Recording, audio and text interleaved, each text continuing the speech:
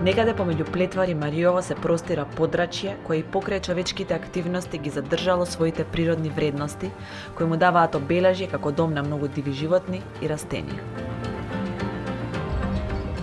Тоа е еколошкиот коридор Селјачка планина, на кој се надоврзува еколошкиот коридор Козјак.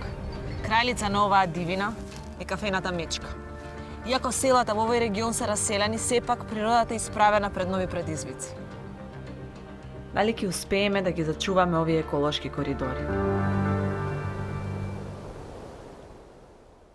Еколошкиот коридор е еколошка врска што овозможува движење на животните од едно јадрово подрачје кон друго, заради наоѓање на доволно храна, партнер за размножување и доволно простор за одгледување на своите млади. Во земјава се идентификувани 26 еколошки коридори. Некои од нив имаат прекогранично и регионално значење. Еден од нив е еколошкиот коридор Мариово-Кожов-Јакупица, целосно лоциран на територијата на нашата држава, но со прекогранично значење, односно поврзување со соседна Грција. Овој коридор ги поврзува популациите на кафената Мечка од Кожув и ниже со популациите на Јакупица. Исто така, овој коридор е важен и за волкот.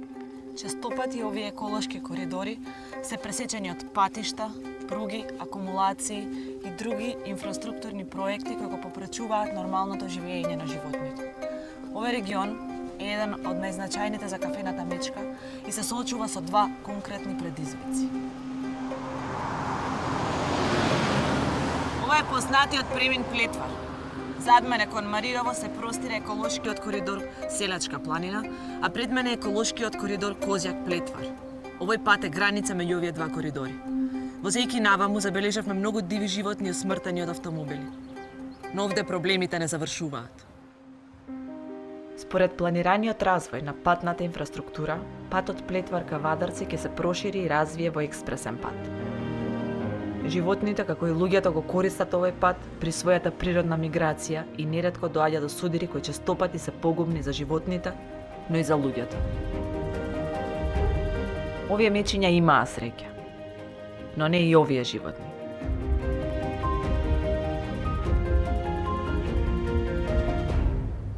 Во Мариовскиот регион селата се скоро иселени и природата е оставена да се развива без поголеми човечки влијанија.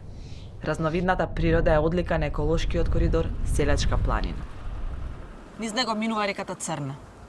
Во оваа прекрасна клисура е предвидена изградбата на хидроцентралата Чебрен.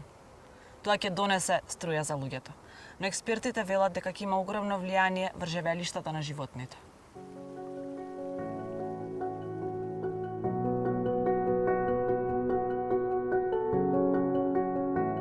Пристапните патишта кои би се користеле при изградбата ќе го олеснат ловократството, а механизацијата и присуството на работна сила ќе го нарушат слободното минување на животните и ќе ги загрозат нивните живеалишта. Но како животните ќе опстанат во новонастанатата состојба кога овде ќе се формира голема акумулација, водна површина која тешко ќе можат да ја премостат? Што може да се направи за да се помогне на оваа фасцинантна природа и на животните? Во 1950 година во Франција се јавува идејата за зелените премини за животните, со цел однова воспоставување на изгубените врски меѓу јадровите подрачја. Во развиените земји е сосема нормална пракса при изградба на патиштата да се планира изградба на зелени премини заради заштита на животните и луѓето. За среќа, оваа идеја почнува да се развива и кај нас. Експертите велат дека овој терен не е погоден за виадукти кои директно поврзуваат две високи места без да ги сечат еколошките коридори во важните делови. Според типот на теренот и фактот дека овде има постоечки пат, изградбата на зелени мостови и други типови зелени премини би ги сочувала еколошките коридори и би овозможила непречено движење на животните.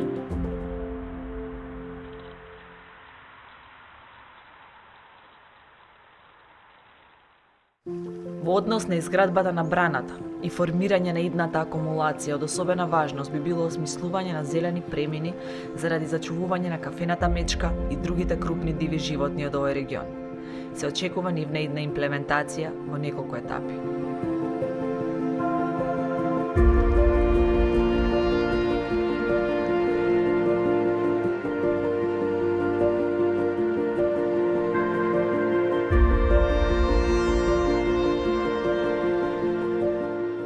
Време е мечката и сите диви животни да ја добијат почитта што им ја должиме.